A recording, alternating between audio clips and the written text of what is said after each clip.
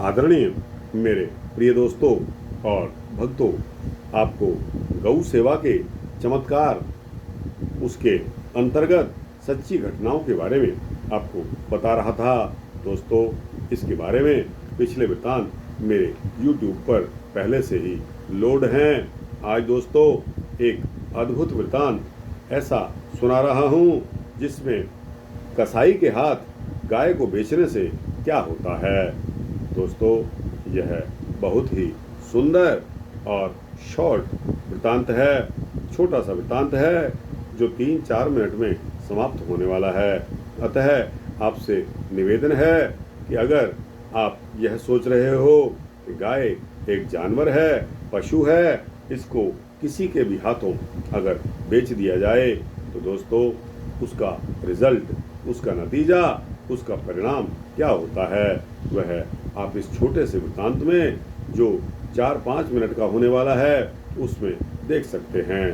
तो दोस्तों आइए बिना समय गवाए इस वृत्तांत को कसाई के हाथ गाय बेचने से क्या होता है इसके बारे में आपको पता लगेगा कि यह वृत्तांत हमें क्या शिक्षा देता है।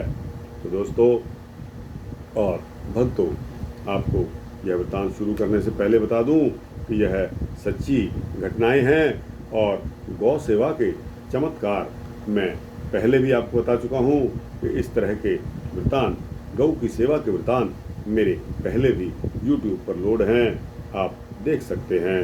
तो दोस्तों आपको बताऊं कि एक गांव में एक धनी वैश्य घराना था। एक गांव में वैश्य एक घराना रहा करता था और उसके पास धन की कोई कमी नहीं थी, यानी कि धन धान्य से वह घराना संपन्न था और कुटुंब में लगभग 70-75 व्यक्ति उसके कुटुंब में थे। उनके घर में कई सारी गौएं भी थी।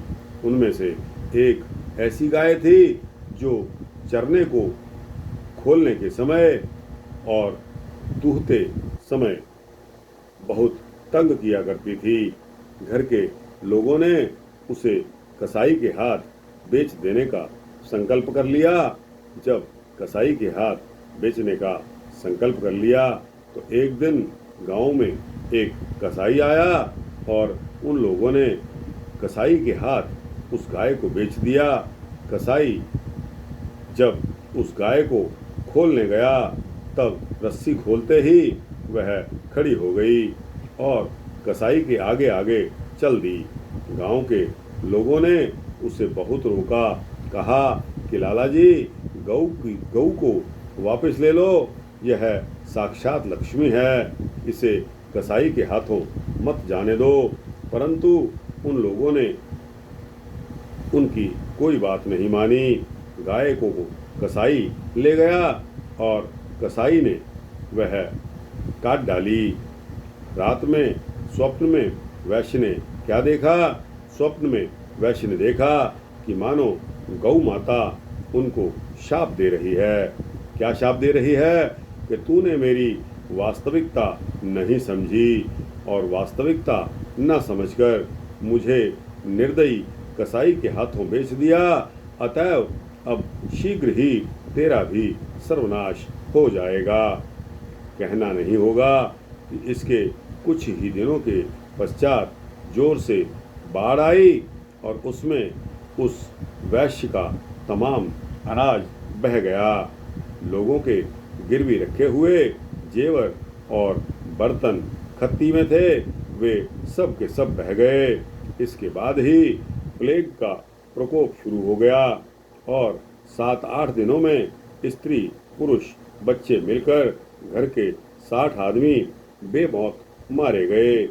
इस तरह हरी भरी धन धान्य संपन्न गृहस्थी उस वैश्य की गौ माता के शाप से कुछ ही दिनों में उजड़ गई, जो अब तक भी नहीं संभल पाई है। दोस्तों, यह एक सच्ची घटना है जो गोरखपुर गीता प्रेस के द्वारा प्रकाशित इस पुस्तिका से मैं आपको पढ़कर सुना रहा हूँ। तो दोस्तों, यह सूक्ष्म वृत्तांत आपको कैसा लगा?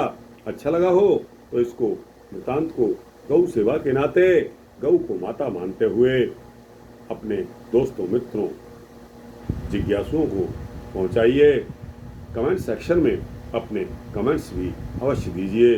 और दोस्तों, आप अगर इस चैनल को सब्सक्राइब कर देंगे तो आपको इसी तरह के सूक्ष्म भक्ति वृत्तांत मिलते रहेंगे। जय गौ माता की, जय गौ माता की, जय श्री राधे, जय श्री कृष्ण।